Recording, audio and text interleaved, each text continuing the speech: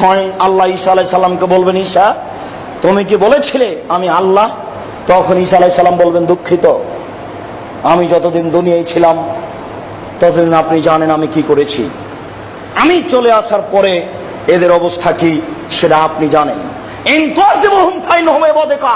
তুমি যদি তাদের শাস্তি দাও তাহলে তোমার বান্দা, আমার করার কি আছে? আর তুমি যদি তাদের ক্ষমা করে দাও, আজিজুল হাকিম, তুমি পরাক্রমশালী, তুমি প্রজ্ঞাময়, তুমি ফেরাউনকে ক্ষমা করতে পারো, তোমার কেউ বিচার করতে পারে না।